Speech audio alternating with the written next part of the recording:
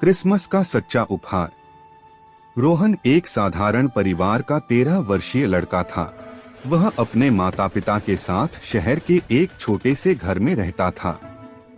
उसके पिता एक छोटी दुकान पर काम करते थे और माँ घरों में सिलाई का काम करती थी।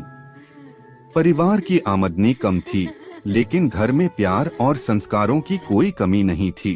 का त्योहार पास आ रहा था। पूरे शहर में खुशी का माहौल था। दुकानों पर सजावट थी, लोग नए कपड़े खरीद रहे थे और बच्चे क्रिसमस ट्री सजा रहे थे। रोहन भी बहुत उत्साहित था, लेकिन उसके मन में एक चिंता थी।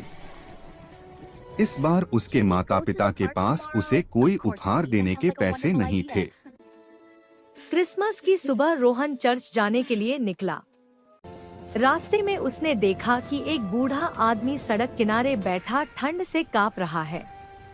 उसके पास न गर्म कपड़े थे और न खाने के लिए कुछ। रोहन रुक गया। Are you okay, sir? उसने अपनी जेब में देखा। उसके पास केवल 100 रुपए थे, जो उसे स्कूल की कॉपी खरीदने के लिए मिले थे। रोहन कुछ पल सोच में पड़ गया। फिर उसने वह पैसे बूढ़े आदमी को दे दिए और अपनी शॉल उसे ओढ़ा दी। बूढ़े आदमी की आंखों में खुशी के आंसू आ गए। भगवान तुम्हें आशीर्वाद दे, बेटा, उसने कहा। भगवान तुम्हें आशीर्वाद दे, बेटा, उसने कहा। रोहन बिना शॉल के चर्च पहुंचा। वहां सभी बच्चे नए कपड़ों में थे और उपहार बांट रहे थे। रोहन थोड़ा उदास हो गया, लेकिन उसने मन में शांति महसूस की। प्रार्थना के समय पादरी ने कहा, आज हमारे बीच एक बच्चा है जिसने क्रिसमस का असली अर्थ समझ लिया है। तभी वही बूढ़ा आदमी चर्च में आया और उसने सबके सामने रोहन की मदद के बारे में बताया। सभी लोग रोहन की ओर देखने लगे। चर्च तालियों से गूंज उठा।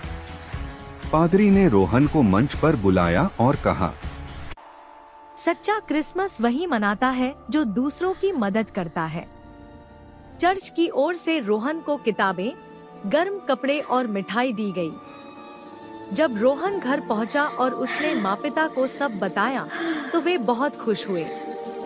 माँ ने उसे गले लगाते हुए कहा, बेटा, आज तुमने हमें सबसे बड़ा उपहार दिया है।